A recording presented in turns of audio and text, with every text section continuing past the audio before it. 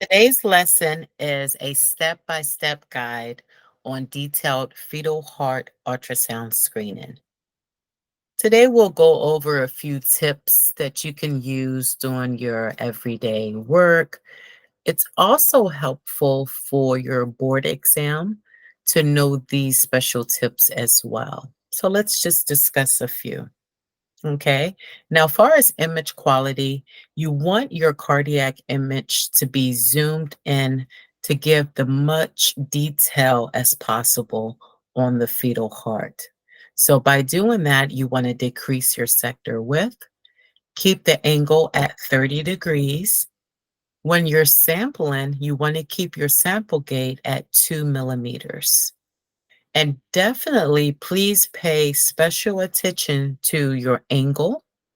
For some, you want it less than 20 degrees or 20 to 30 degrees. We'll go over those tips just to avoid any color Doppler artifacts. Okay. You do want to increase your dynamic range. Focal zones should be placed at the level at the heart or below. I usually place my focal zone directly at the area of interest. And then lower your scale when necessary. For certain vessels, you will need to lower your scale and vice versa. And we'll go over all of these tips individually. Okay, so let's start off with transducer frequency. You want to start off with a high frequency probe. And so here's a few examples. Now look at the difference between the low frequency probe versus the high frequency. You see the difference between 9 to 6. And then same here with your linear probe. You see, so you're really getting a very detailed, zoomed in image of the fetal heart versus here, you see, you have a lot of placenta in view, which is not necessary for your image. You really just want to zoom in on the chest wall and the heart. Okay, so yes, we need to start off with a high frequency probe.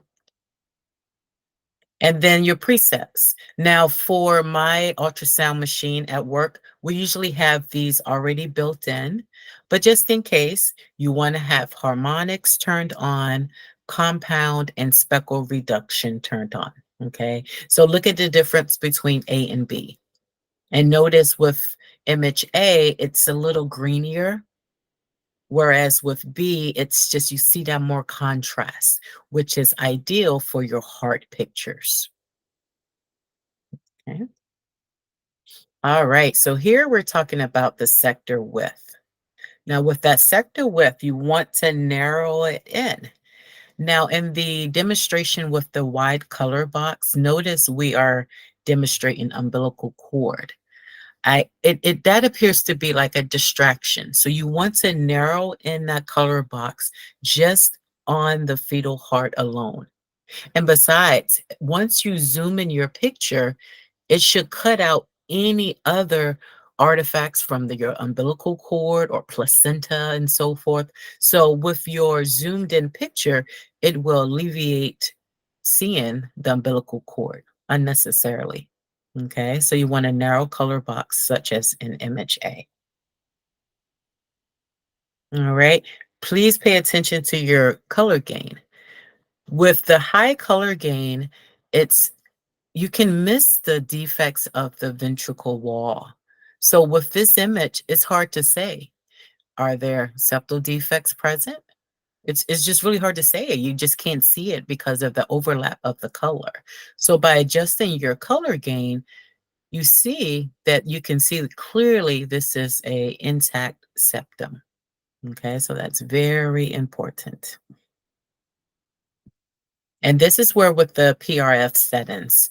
So with the low PRF settings, it will create the aliasing effect, which you're seeing in demonstration A. You will need your low PRF settings when you're looking at your pulmonary veins and so forth. So with those vessels, you want to decrease your PRF. But when you're imaging the septal wall, for instance, you do not need a low PRF. And so seeing example B, With the increase in the PRF, you're able to image the septal wall and then to just alleviate the artifacts that you're seeing with the high setting here. So you want to just take that away and have a high PRF instead. Okay. Because if you turn on the low setting, how do you know if this is real or not? So you want to just definitely make sure once you adjust the settings that the artifact will go away. There's certain diseases that will cause a high artifact setting like this, but you don't want to create that if the disease isn't present. So it's just really important to adjust the PRF when it's needed or necessary. Okay, now this is just some examples that I take just to show the difference between improper settings and proper settings. And so I'm just trying to reiterate the importance of demonstrating an intact septal wall with the correct settings in place. All right, so let's get into it.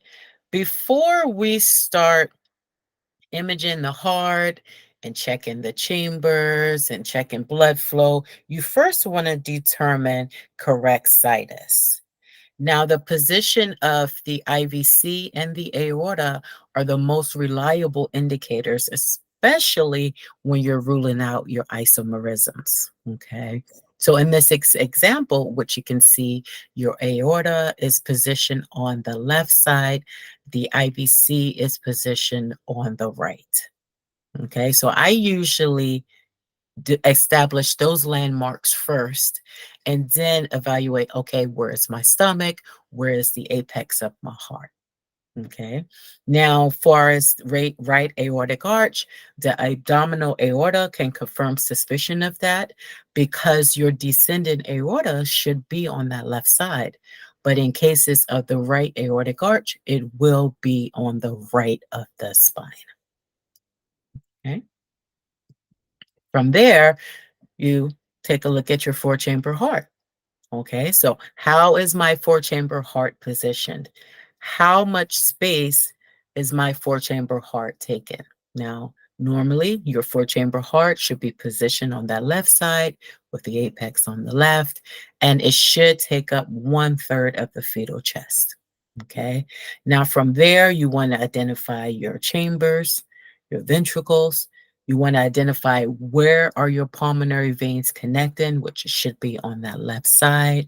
You want to identify that moderator band. That helps say, yes, for sure, that is that right ventricle.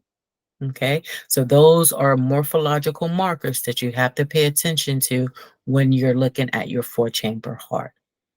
With your correct settings, you want to image it grayscale and color Doppler. I usually do like a side-by-side image to demonstrate that.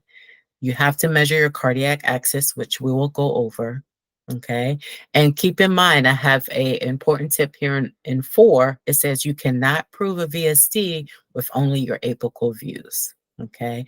Occasionally, you may suspect a VSD from the apical view, but a lot of times it's just dropout. So you want to get that parallel instonation just to confirm if a VSD is truly present.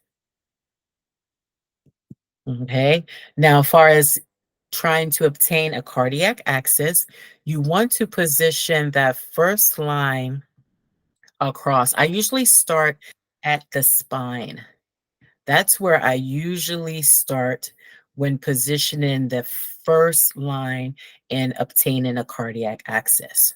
So that is my start position. You go from the spine across to the middle, and it almost kind of crosses through that right ventricle.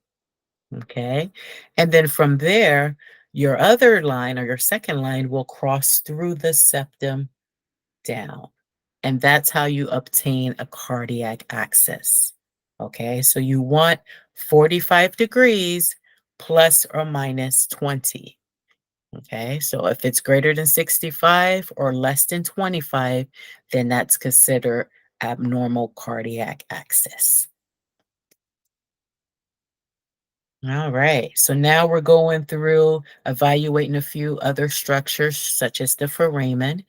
With the foramen ovale, we don't necessarily have to demonstrate the biphasic waveform that it is showing, but it's helpful in cases where you suspect some type of disease. Just remember or keep in mind that the foramen ovale has a biphasic waveform. As for color, the flow through the foramen is from right to left.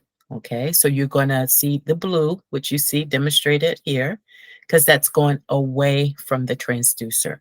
Right to left is the normal flow direction of the foramen ovale. Okay, very important. You'll need to know this for your boards. All right, so let's discuss the pulmonary veins. Now, there are four set of the pulmonary veins. There are four sets, okay? Now, you don't necessarily see all four with your four-chamber view. So I put a little up in the box at the top. In the four-chamber view, you usually will only demonstrate or display the right and left inferior pulmonary veins, okay? And at the five-chamber LVOT view, that's where you'll demonstrate the right and left superior pulmonary veins. Okay, so just keep that in mind. Okay, now, once again, if possible, you would want to demonstrate this in grayscale and color Doppler. I usually sample at least two at an angle of less than 20 to 30 degrees. And normal PRF settings for the pulmonary veins is less than 25 centimeters per second.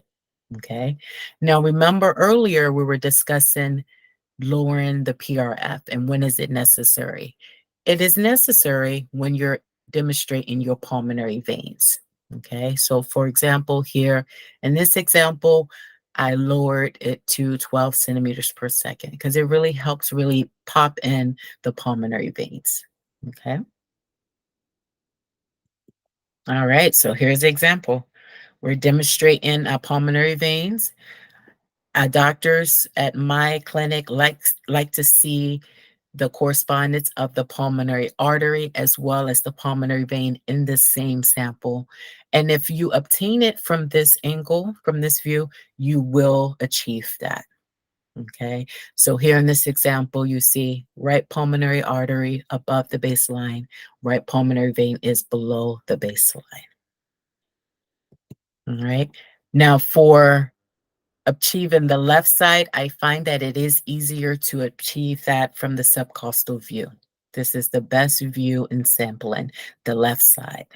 And as you can see here, by me placing the gate where it is, I'm able to see both the left pulmonary vein as well as the left pulmonary artery. Okay. All right. Now, with our AV valves, you want to ensure that you're seeing that it is intact across and not linear, but just across, meaning it attached with the plus in the center. That shows that it is intact. Okay. Now, the tricuspid valve should be higher than your mitral valve. Okay. Just a little higher. Okay. You do not want them to be straight across. You have to demonstrate them opening and closing. Okay, keep that in mind. And we'll go over M modes a little later on, but just remember that we will M mode each valve, the mitral valve as well as the tricuspid valve. Okay.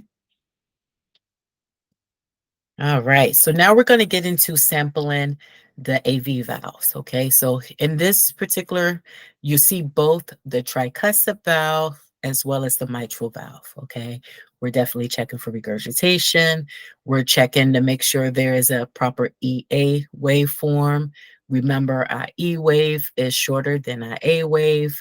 When you're sampling far as that A wave for each one of these valves, keep in mind your tricuspid valve will be higher than the mitral valve. Okay, so keep that in mind. In this particular example, you see the mitral valve is about 60 looks about like 60 centimeters per second, whereas the tricuspid valve is about 75. So just keep in mind the tricuspid valve velocity is higher than your mitral valve. Keep that angle at about 20 degrees. Okay, so let's go over it separately. So starting here with the tricuspid valve, you want to place the gate. It says here below the valves in the four-chamber view. Okay, and that's how you're going to achieve the EA waveform. Okay, now if you're attempting to do an EA ratio, just keep in mind that you want that velocity to be less than 1. Okay, as you see in this example, the EA ratio is 0.63, so that's appropriate. Now, what is the E and A? What is that? So yes, with your mitral valve and your tricuspid valve, it gives a biphasic waveform because there's two things happening here. And so with your E wave, that's the passive ventricular filling, okay? And then A wave is the active ventricular filling. Remember this for your boards. You may have a question or two asking the difference between the two or what's the significance behind each one. Okay, so keep that in mind. All right, so here we are. Here's an example of a mitral valve. So same way to achieve the waveform as you did your tricuspid valve. Here, once again, is showing that the EA ratio is less than 1 at 0.54. Okay, so same exact technique. All right. All right, so now we're getting into our semilunar valves. LVOT or aortic valve, you want to achieve it with your grayscale as well as your color. Okay. Now I try to demonstrate a example of a sample gate with my box here at the bottom. Just where to place that sample gate, okay? And then same for as measuring, okay? You want to measure when it's the most dilated, which is at the diastole component. And so you see here is where I'm doing a demonstration of where I will measure the valve, okay? You want to keep that angle, that sample gate angle at a less than 30 degrees, okay? Or less than 20 degrees, I'm sorry, but keep the PRF greater than 30 centimeters per second. Okay, very important to keep that in mind.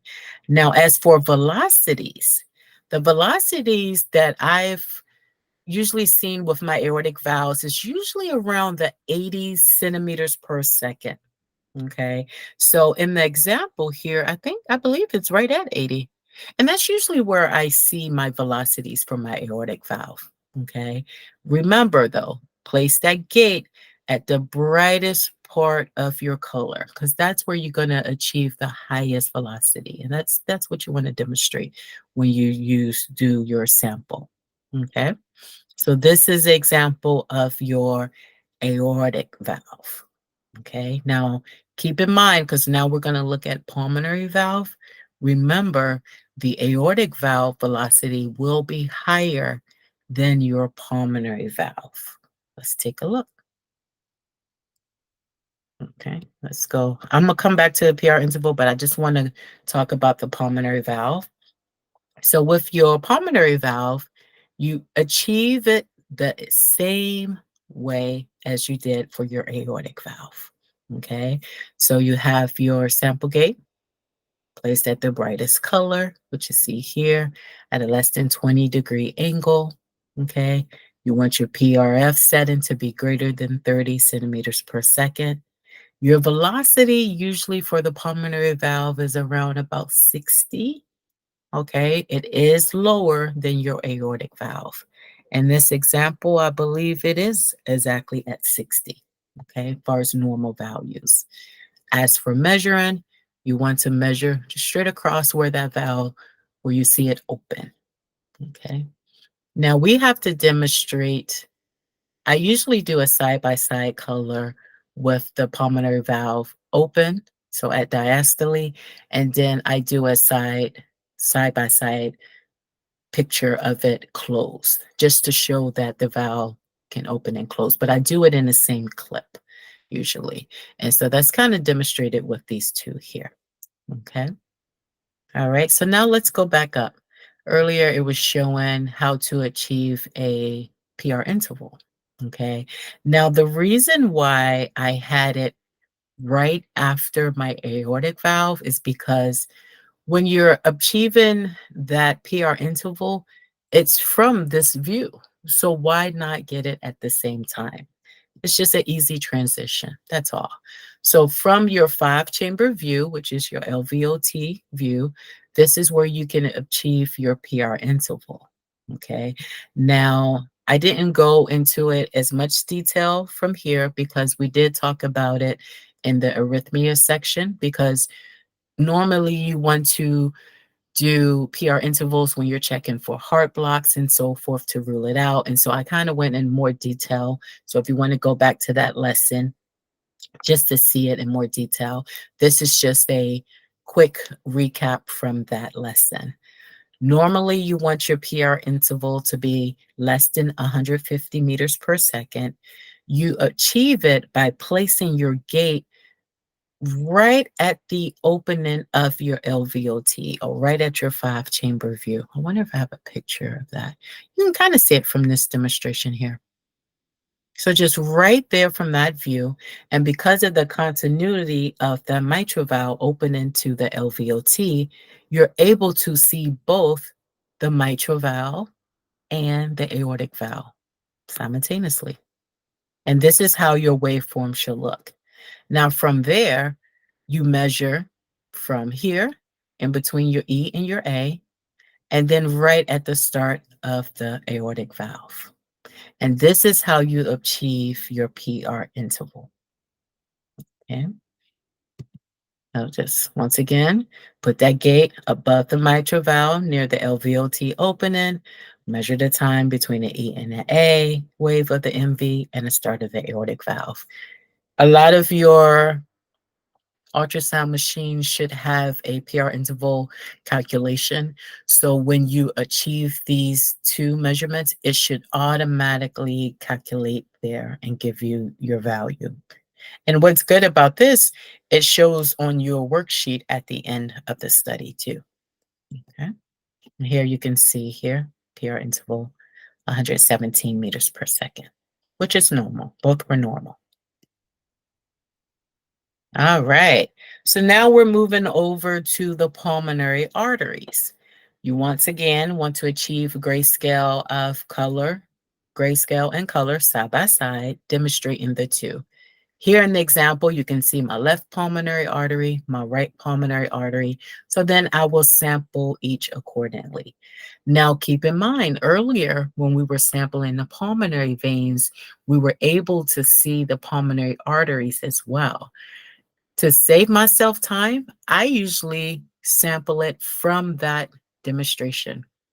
Okay, so we technically already taking care of the pulmonary arteries, but I'm just trying to just show you separately each one, just so you can be familiar with.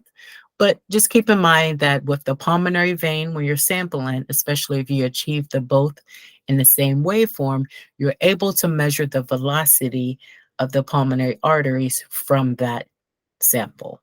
Okay, just to save time. Okay. So here you can see in the two examples at the bottom for the right pulmonary artery, which is about 59 centimeters per second, and then the left pulmonary artery is at 57 centimeters per second. Okay.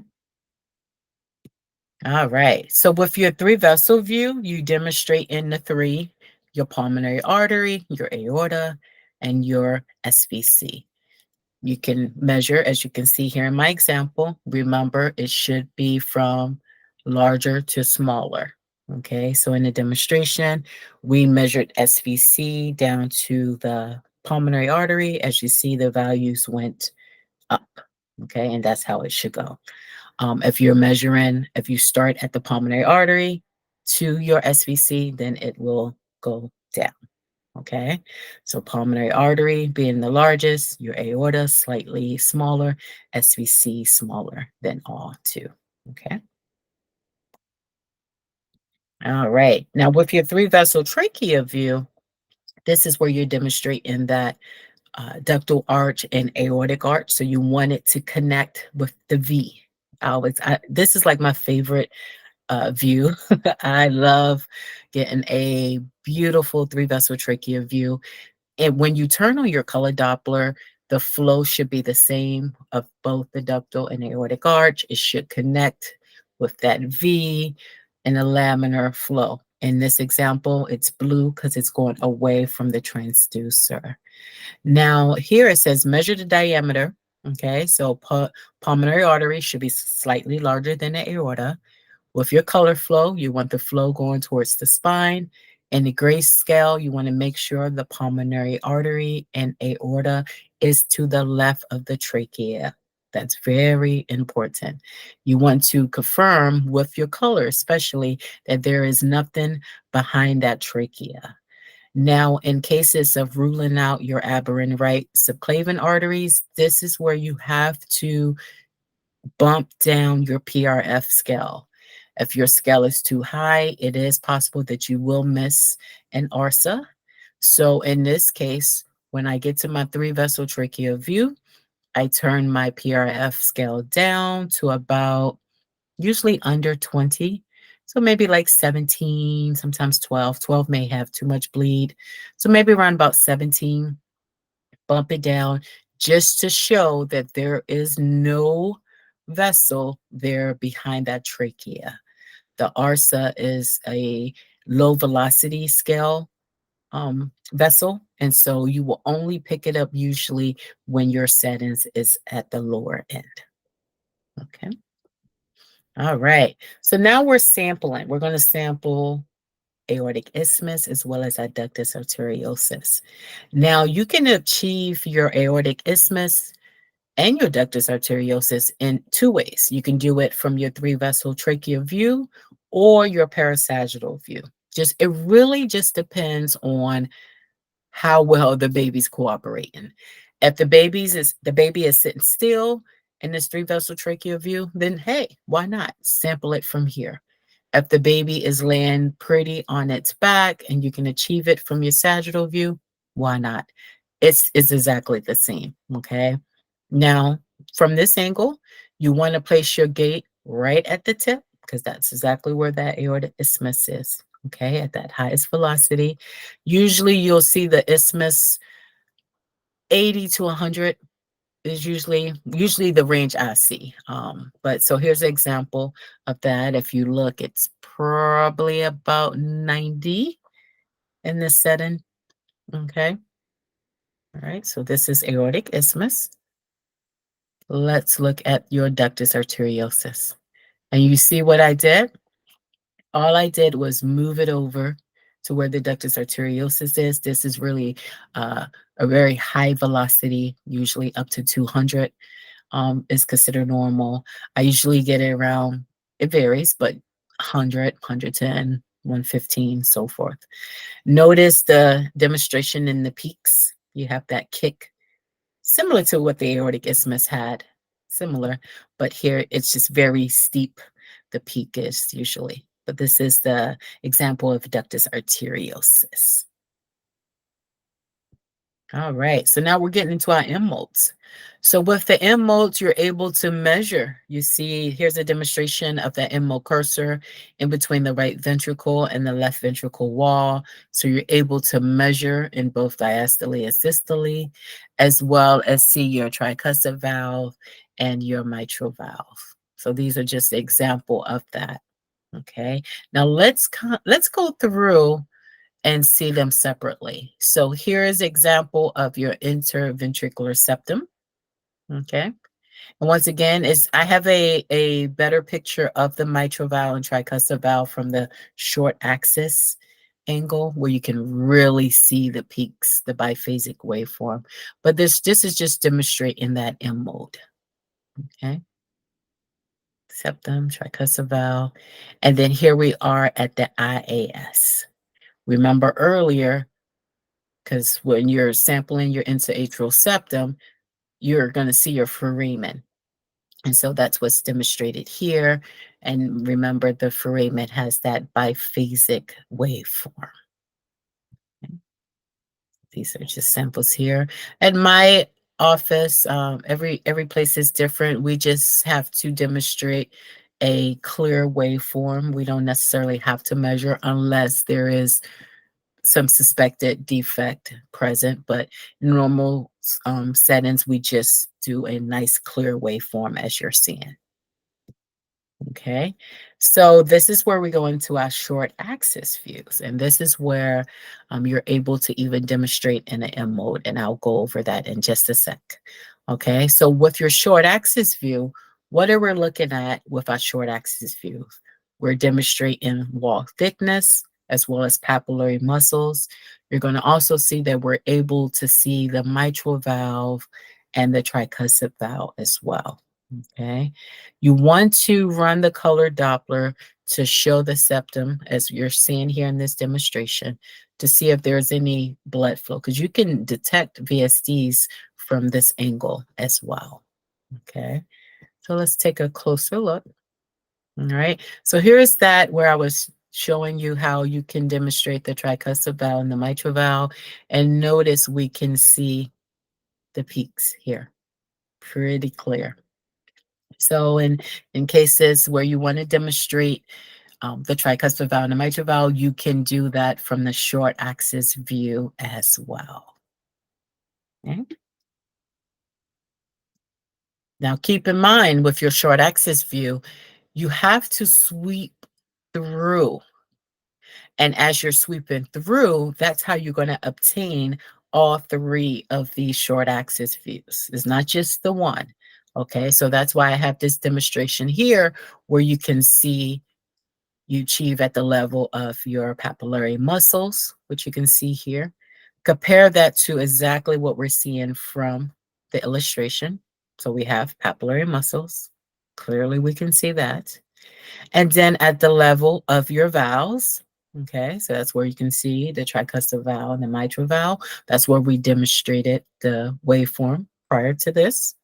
And then as well as your high short axis view. The high short axis view is a tricky view. It's one of the trickiest, I think, for me, still to this day, after 20 years of experience, I still have a hard time obtaining this view, especially if the fetus is not in a good position. But it's achievable, and it's very satisfying when you do achieve it. And with the high short axis view, you're able to see the aortic valve.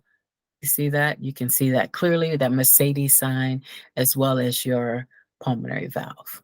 Okay, so remember it's 3 levels to this short axis view. All right. All right. And then from there, you want to sample mitral valve separately. And again, tricuspid valve separately. Just showing the clear waveform there between the two. All right. So now from there, we show IVC, SVC.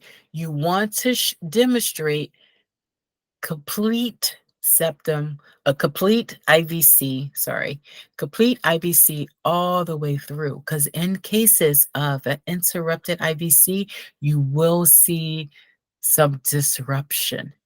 So you need to demonstrate that it is clearly through the abdomen. Okay, whether you demonstrate it through the grayscale as well as with your color. Okay, I usually achieve a side-by-side view just like this. Okay, you don't have to sample unless there's a case of a defect present. Okay, all right, so here we are at the parasagittal plane. Remember earlier when we were talking about achieving aortic isthmus and ductus arteriosus from this view as well. And so this is an example of that. We're at a ductal arch and ductus arteriosus. So you know the arch is that pulmonary, is that high short axis view that we just looked at, known as the ductal arch view. And then the connection here at the end is the ductus arteriosus.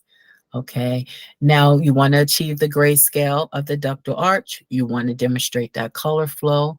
And then usually at the end or the tip of that ductal arch, you'll see that alicin coming in which is that ductus arteriosus. You'll place that sample gate there, and you will achieve your waveform as you see here. All right. In this particular example, it says 107.9, which is normal. Here I said highest velocity in the heart, usually between 100 to 120 centimeters per second. I just read in Alfred's book, normal is up to 200 centimeters per second. So just to add to that. All right. Aortic arch. Here is the lovely aortic arch. You achieve this in color scale as well as in your color Doppler. In those difficult cases, especially if it's a high BMI, the B mode is very helpful to just to confirm that there is no coarctation or no interruption. So it really shows really clearly in the B mode. Okay. All right, now from this angle, you can sample your isthmus from here. I don't have it demonstrated here, but you can sample your isthmus from the aortic arch view. Okay, just kind of tweak it a little, and you'll be able to get the isthmus adjacent to your ductus arteriosus. Okay. All right. And so this is kind of what I'm so glad I included this picture because I'm showing you the anatomy of both the aortic isthmus and the ductus arteriosus when it connects to the descending aorta. Okay, so you can see where the ductus arteriosus is here, aortic isthmus off of that aortic arch is here. Okay, so they're side by side.